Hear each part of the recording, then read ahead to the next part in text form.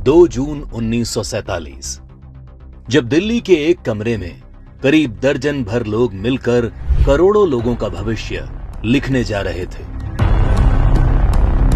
करीब 1.5 दशक से मुस्लिम लीग जिस पाकिस्तान की रट लगा रही थी, वो आज कागजों में उनके सामने सच होने जा रहा था।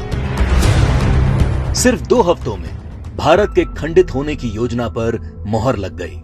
भगवान राम के बेटे लव का बसाया लाहौर, ढाकेश्वरी माता का तीर्थ ढाका, गुरु नानक देव जी का जन्म स्थान ननकाना अब 2 टुकड़ों में बंटने जा रहा था।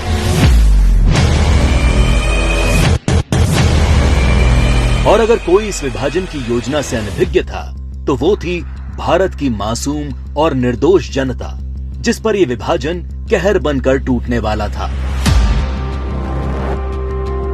1947 को अंग्रेजों द्वारा किया विभाजन देश का पहला विभाजन नहीं था।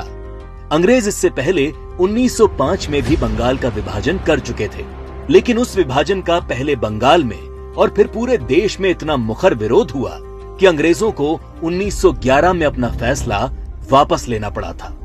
विभाजन का जो काम अंग्रेज 1905 में नहीं कर पाए, वो 1947 में करने में कैसे सफल हो गए?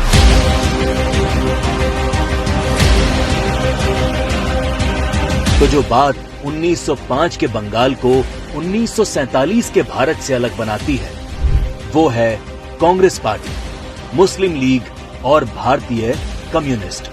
1905 में बंगाल विभाजन के विरोध के बीच ही 1906 में मुस्लिम लीग का जन्म संयुक्त बंगाल के ढाका में हुआ। बंग भंग आंदोलन के बाद जन्मी मुस्लिम लीग ने 1909 में मार्ले मिंटो सुधार के नाम पर पृथक निर्वाचन प्रणाली मांग से शुरू करके अगले 30 साल में अलग इस्लामिक राष्ट्र पाकिस्तान के नाम पर भारत को मजहब के नाम पर बांट कर रख दिया। 1920 के तुर्की के खलीफा के समर्थन में चलाए गए कांग्रेस के खिलाफत आंदोलन ने मुस्लिम कट्टरपंथियों को यकीन दिला दिया कि वे अपनी गैर जरूरी मांग पर भी कांग्रेस के नेतृत्व को मना सकते हैं। इसके बाद 1930 में अल्लामा इकबाल ने पहली बार मुस्लिम लीग के अधिवेशन में अलग इस्लामिक राष्ट्र की रूपरेखा रखी। इकबाल की कल्पना के इस अलग इस्लामिक देश के लिए पाकिस्तान नाम सबसे पहले चौधरी रहमत अली ने प्रयोग किया। जब 1933 के तीसरे गोलमेज सम्मेलन में चौधरी रहमत अली ने पाकिस्तान